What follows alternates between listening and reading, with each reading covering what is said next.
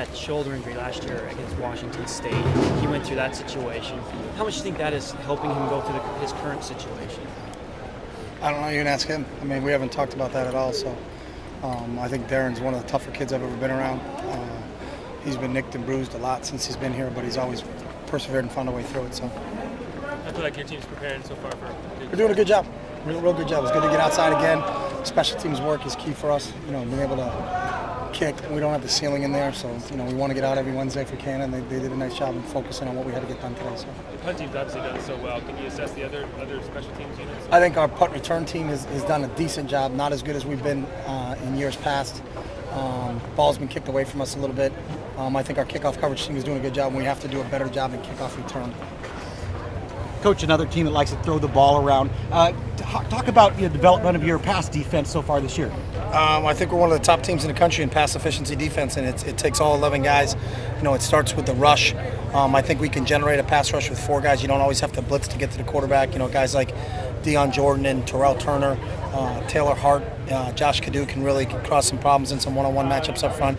And I really think the job our secondary has done in coverage has been really, really good. And even when a ball has been completed on us, you always see 2 or 3 guys around the ball. There's not guys just wide open.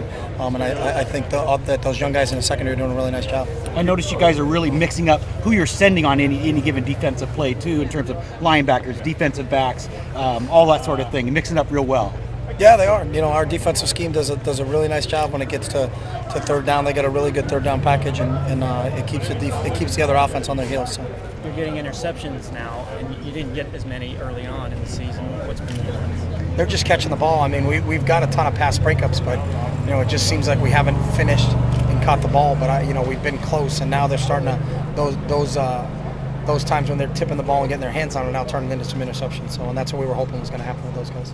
Anything change with the foot status with you? No, if something changes, I would obviously tell you guys. But like I said yesterday, until we get all the facts in, and we'll make a determination. But we don't have all the information right now. So. How much time do you spend personally trying to get those facts? Is other people doing it, or are you doing it?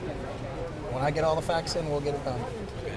How did you guys do speed-wise with Brian at quarterback against Colorado? Were you happy with how fast the offense played? Now, really, it's not our quarterback. It's just how fast do the referees get the ball spotted, and we just go on the pace that those guys play at. But in terms of us, we're not waiting around after the ball's placed down. But if for us to play fast or not play fast depends on how fast that referee group is spotting the football. So there was no difference with all the young guys playing and the speed? No, we practice a lot faster than the game is played. The referees are the ones who slow the game down for us. Chip, do you have any thoughts on the NCAA looking at extending a scholarship to the full cost of attendance? Yeah, but they don't ask us, so I try to keep myself. I know, but I don't have a vote, so it's do I care who's going to be the next county commissioner in Lane County? I do have a vote in that. I should care about that, but I don't have a vote in this, so I really don't weigh in on things like that because they don't ask us. These are all things that are done at the presidential level, and I think that. Obviously there are kids that come to college that are underprivileged and deserve the cost of full attendance, but there are also kids that get full scholarships that don't need it. I don't really have an answer for it. And I think when you do it, it has to be done across every sport. It just can't be done for football and basketball. It needs to be done for women's soccer. It needs to be done for volleyball. Then the question is where does all that money come from, and do people have that? In a lot of schools, not every school out there operates.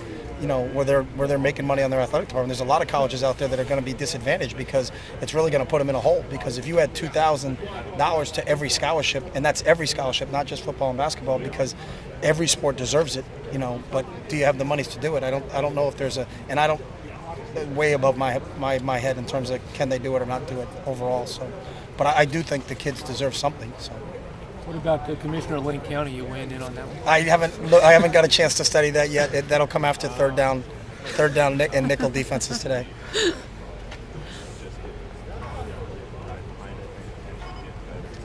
Anything else?